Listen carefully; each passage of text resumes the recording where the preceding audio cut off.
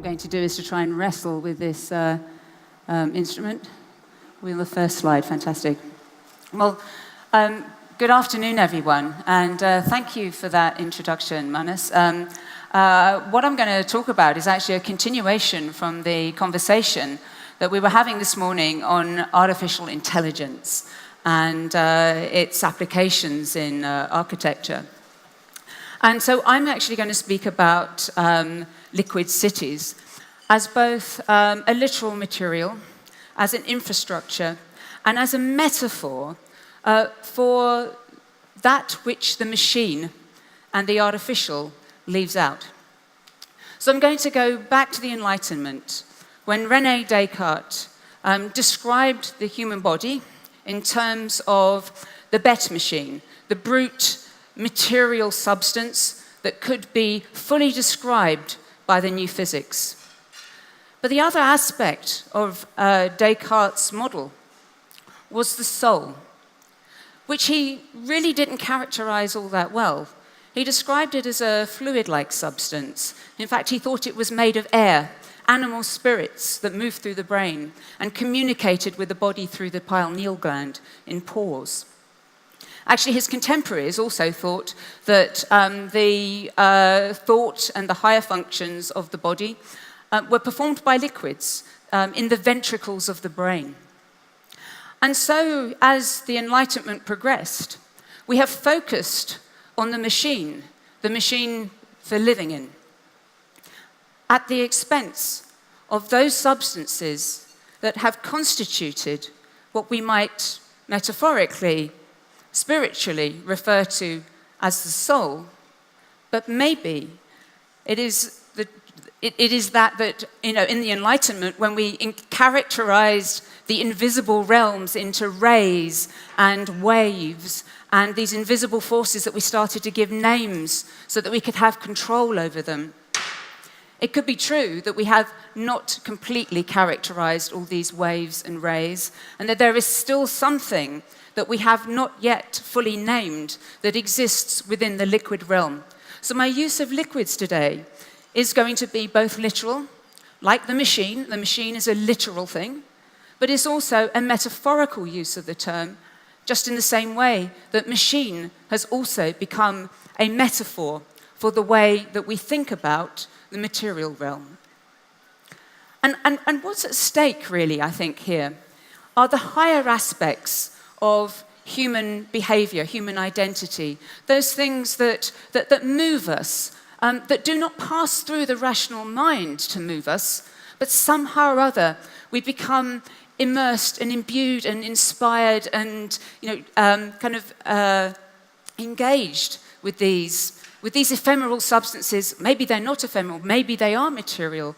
So I'm going to just quote from Olga Tokarczuk as to what the kinds of things might be at stake could be. You have to look at everything that changes and moves, that doesn't fit into a shape, that fluctuates and disappears.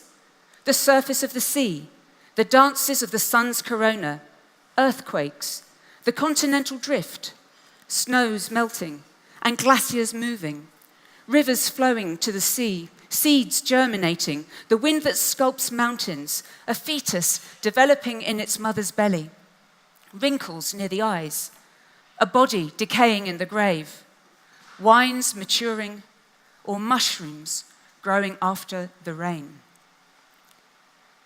So, as we started to characterize matter according to the new physics, we were looking to control and sort and order and value the world according to Enlightenment principles. And I think one of the most interesting studies, early studies of how we might control liquids, has been conducted by Leonardo da Vinci.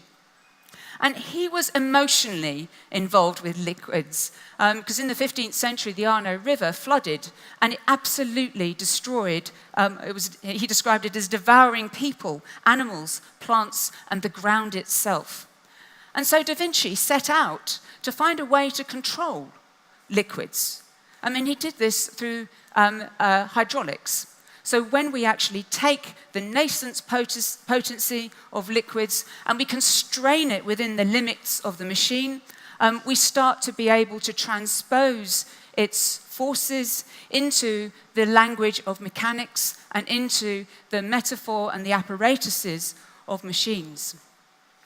And I think what's quite interesting about this is that this is the start of thinking about liquids as part of the mechanical system, and that we're reducing the complexity, as is in the case of Enlightenment thinking, so that we can, let's say, atomize the world, so that we can name its components, and then we can start to reorder and reconstruct it. And I think that one of the interesting architects who's working with the idea of liquids is Marcus Novak. And his notion of liquid architectures takes place not in the realm of liquids itself, but actually in the digital realm. He works with the metaphorical idea of fluids. And he describes liquid architecture as an architecture that breathes, pulses, leaps as new form, and lands as another. Liquid architecture is an architecture whose form is contingent on the interests of the beholder. Liquid architecture makes cities, cities that change at the shift of value, where visitors with different backgrounds see different landmarks, where neighborhoods vary with ideas held in common and evolve as the ideas mature or dissolve.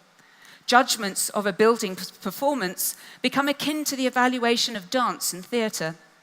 This identity is only revealed fully during the course of its lifetime, and what is made speaks for itself, not in words, but in presences, ever-changing liquid. And so, essentially, we've tried to model and control and describe and fully comprehend the a kind of unchained terrain of the liquid environment. In this way, it's become it's a hyperobject. It is so kind of hyper complex that it is difficult. In fact, it is impossible to describe it down to its atomic nature and still retain those levels of complexity at different scales. And it's quite interesting how people like Claude Levi-Strauss regards the sea as uninspiring. When you think of the vastness of fluids and their nascent potency, they become quite terrifying and monstrous. We have to erase their presence in order to deal with their kind of infinite creativity. Roland Barthes viewed the ocean as a non-signifying field that bore no message. But Michel Serres embraces the details of liquid bodies. Specifically, he focuses on the subversive nautical murmur, these other qualities of the sea, which he regards as a symptom of its disturbing, pervasive vitality. And he says, it is at the boundaries of physics, and physics is bathed in it. It lies under the cuttings of all phenomena, a Proteus taking on any shape, the matter and flesh of manifestations, the noise, intermittence and turbulence, quarrel and racket. This sea noise is the originating rumor and murmuring, the original hate. So liquid bodies, in the sense that they have this incredible potency about them, become quite frightening because we cannot fully ascertain what they might do. And so they are anything but banal. They are subversive, resisting control, componentization, and ultimately mechanization.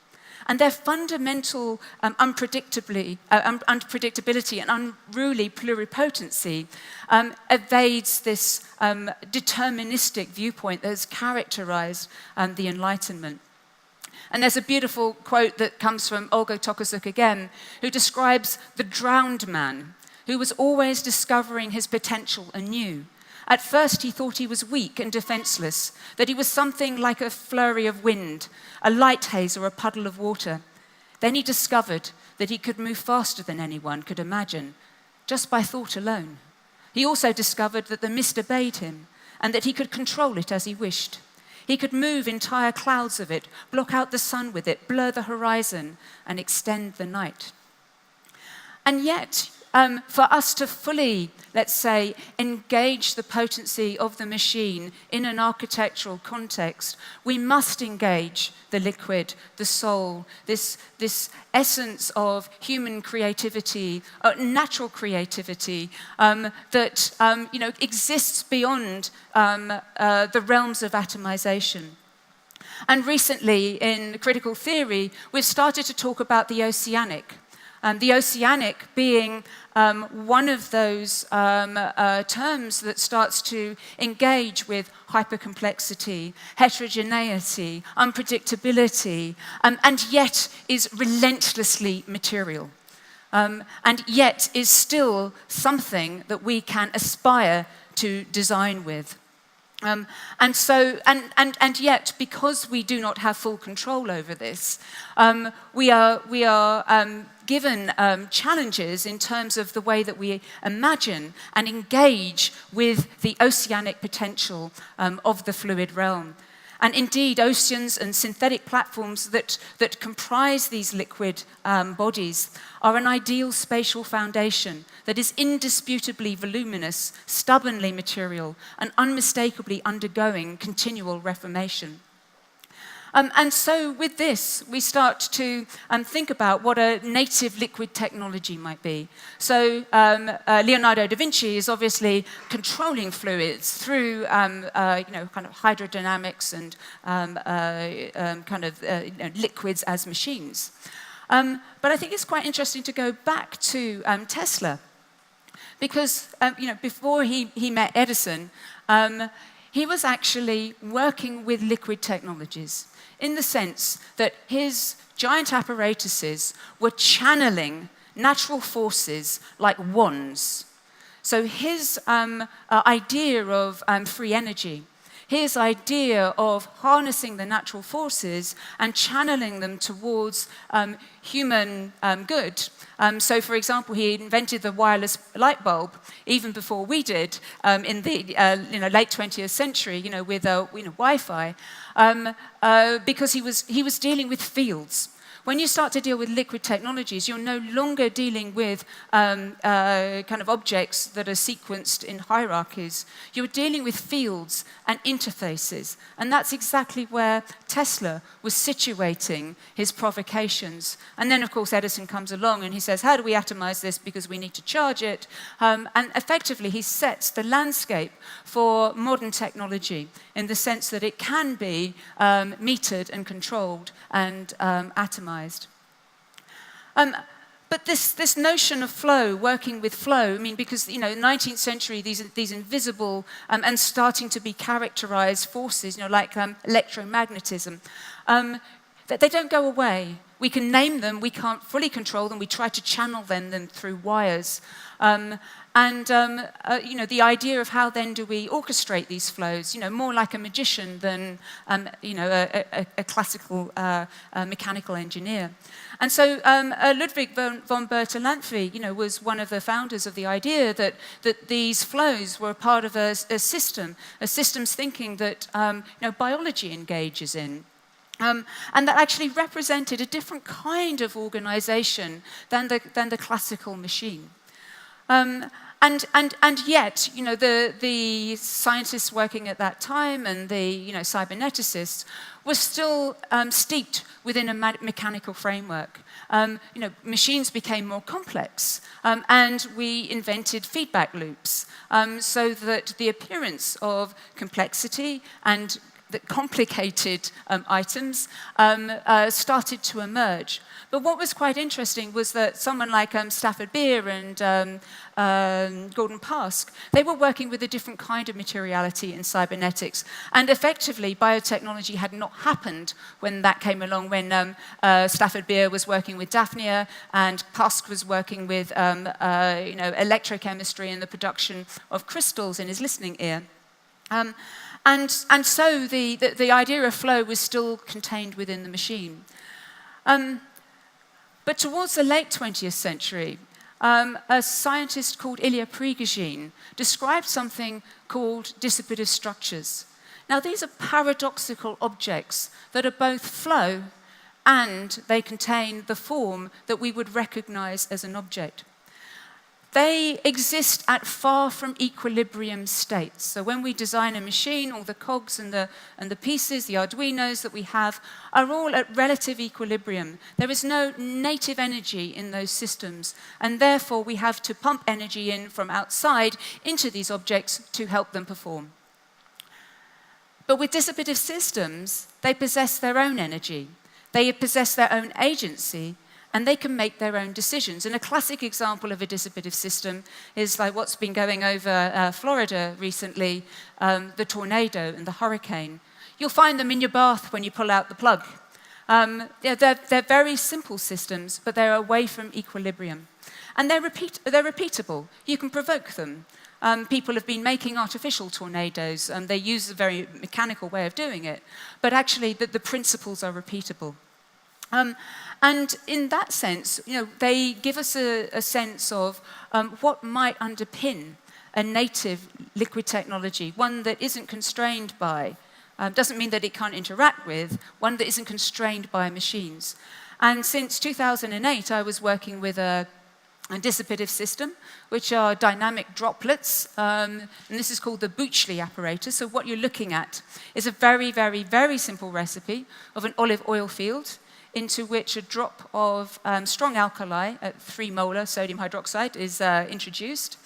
And the system starts to organize itself. Now, originally, Otto Wachee recognized it as an artificial amoeba. He thought he'd made a single-cell organism that spread across the Petri dish and kind of extended its tentacles into the world like he'd seen protists, these simple cellular organisms do. But in this case, there's no DNA. There's no central organizing force generating the performance of this system. And so you can see that there are very complex, oceanic-like behaviors that can be provoked by native liquid technologies. And effectively, this is the kind of substance that has also been associated with life since ancient times. If you think about the ancient Greeks with the notion of humours, that the 4 humours need to be in balance, otherwise the organism is in imbalance. And even in the early 20th century, we had people like Whitehead and Bergson who were thinking about life as being flow. And so in order to have an infrastructure that supports life, we cannot just simply have the object. We must have flow. We must have a liquidity to space that we can start to engage with on its own terms and not necessarily subdue it to the machine. But our modern buildings are not really designed to be wet. They're not really designed to weather the impacts of flow, particularly on the oceanic scale. And this is a picture of the prison building, the old ruins of a prison building in Rimu, which is here in Estonia. And it was built in the 1930s, and it was a labor camp where prisoners would quarry limestone. But when the prison was shut down, then the pumps that kept the water out of the quarry were no longer working, and the prison flooded. And today it's a ruins that Christy Grizikov took us to see whilst we were here on a workshop with her students in landscape. And so the way that we have dealt with liquids is really to exclude them, and this is very evident in the city of Venice. You can see on the wall there that the brickwork is absolutely destroyed from the breaching of the Istrian marble by the saline fluid in the canals. And the efflorescence destroys the brickwork as the crystals form. And every 10 years, the first 40 courses of brickwork need to be replaced in Venice. And so one solution that has been proposed is to create a giant barrier, because that's how we normally deal with fluids. We need to keep them out and keep them under control in our living spaces. And so the Mose gates, the 78 hydraulically operated gates, are still in progress. They are there to kind of hold back the Adriatic like a giant robotic King Canute when the Aqua Alta comes. It's been promised, for the last 4 or 5 years to actually be implemented, but it's delayed by, let's call it, a range of political challenges. But what happens then if we actually, let's think about the qualities of liquids as a real material in terms of inhabitation. And Michel Rodolphi's Liquid Cities is a very interesting installation. He's a sound artist that is going around cities, putting installations into the sea or into swimming pools. And what's interesting about these is he calls them cities. They are using microphones to transmit sounds from the internet that people are participating in. And people actually jump into the pool and get immersed in this environment. And it's only when they're immersed in the liquid that they can actually start to experience the city as sound. And the reverberations, because sound is actually traveling much faster and more strongly in water than it does through air. So it's a bit like a hippopotamus that they can hear through their jawbones as well as through their ear apparatus. And whales also, they actually hear through their skull.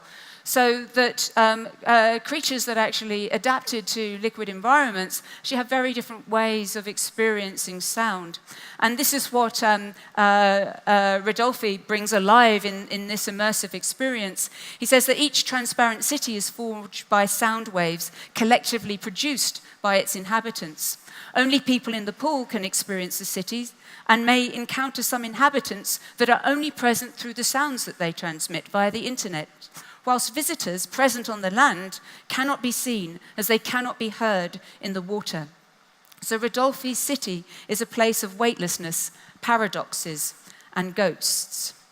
In fact, I was saying that our senses change when we start to immerse ourselves in liquid environments, and there are strange physiological conditions that we are subjected to, like nitrogen narcosis, which is said to be like an extremely hallucinogenic dreamlike state. And it's actually very lethal for divers, where they start to encounter dreamlike experiences. But these dreamlike experiences have also been invoked by the artist Salvador Dali in his Dream of Venus for the 1939 World's Fair. And I find what's quite interesting this is that he is working with a rubber making company called Gardner Displays, and they're actually geniuses in spectacle. So they employed Dali to make this pavilion. And they're actually selling a product at the end of the day, and it's the rubber mermaid's tail, because that's quite obvious. And in this dreamlike environment, there are women that are wearing very little, swimming around with mermaids' tails and conducting daily activities underwater, like eating bananas. But that may seem like a dreamlike environment, conjured by the incredible mind of Salvador Dali, but in Florida, it's for real. These are the Weeki Wachee maids who it was actually founded by Newton Perry in 1946. And he'd retired from the US Navy, and he was used to training frogmen. And he built an 18-seat theatre in the limestone 2 meters below the water surface in these springs, these Weeki Wachee springs. And so he trained these women to perform to this theatre behind a big glass screen, and people would come and watch this as a spectacle. And by 1959, the American Broadcasting Company had bought the park, and it invited all kind of the Hollywood greats. Elvis Presley would go to these places. Esther Williams was obviously there. The idea of people living as mermaids was a fantastic spectacle. However, Disney came along and built Orlando theme park, and effectively these kind of quaint theme parks started to fade. And by 2003, Weeki Wachee was facing closure. But it was bought then by the state of Florida in 2008, where it's become the Weeki Wachee Springs State Park. And it's dubious as to how much the historical attraction contributes to the land maintenance effort prioritized by the states. But so far, the mermaids remain. So the presence of water does not necessarily have to be, flooding environments. I've taken these examples as really an idea as to how people have engaged with liquids and liquid environments. I think we're still at a stage where hydraulics are still the bedrock of our engagement with liquids. But also I think that we are at an age where we can compute with liquids. In fact, liquid computing, water computers, have been a part of landscape architecture, since we started doing irrigation systems and then fountains. These are very programmable water features. And also, at the start of the 20th century, Russian technology was using liquid computers, where they were like giant measuring cylinders, and that each cylinder represented a parameter in a calculation that might be engineering or making a building. And then they would fill the tubes up to a certain level to get all the numbers together, and then they would turn the taps, and it would equilibrate. And that was actually a reliable way of making complex calculations up until the 1980s, when personal computers became cheap enough to distribute to people that were making these kinds of computations. So the analog forms of computation, I think, are quite interesting. How might we bring the analog computational capacity of liquids, which are constrained, they're not quite oceanic. I'm interested in what kinds of environments we might be able to encounter those kinds of experience. I think, but for now, we're trying to work in experimental architecture with the idea of analog liquid computing together with structure and the more traditional notions of materiality and form. And so what we've done at the Biennale is really to produce a set of prototypes that are, let's call them, fundamental units for design in the 21st century that can bring together these paradoxical structures, like those dissipative structures. How do we have something that is both structure and can simultaneously deal with flow? We know that this isn't a perfect solution, but we're attempting to try and create the conditions in which this is possible. So our first exploration was with Unseen and their collaborators to do this a living wall, really, which was called Seam Nest. And effectively, the idea was really to engage with the peninsula during the melt. Because, if we go back to the Cartesian machine, when liquid moves through a static landscape, that's when light comes. So with the fifth season here, when the ice starts to thaw and liquid moves through the landscape, then we're hoping that we start to see the march of life into the site. And really, this is what this piece is talking about. The different layers, are really a way of dealing with a computational engagement with liquids. The stones themselves engage with the idea of the stones being protective of the shoreline around the bay. And so we really wanted to say, well, could these be living stones as the waters come and there is a computation with life?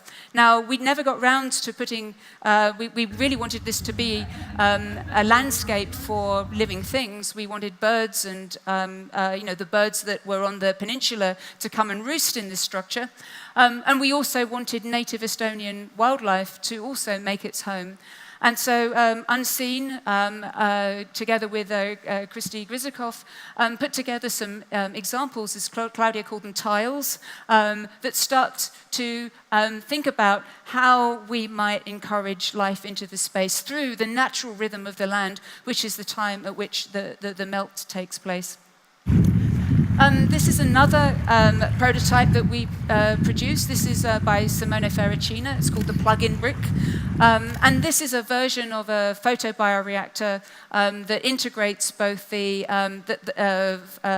photobioreactor together with a microbial fuel cell. So it's a dual bioreactor that deals with light and also decomposition. And the main thing about this is actually the surface area that is available to exchange metabolisms between the two systems.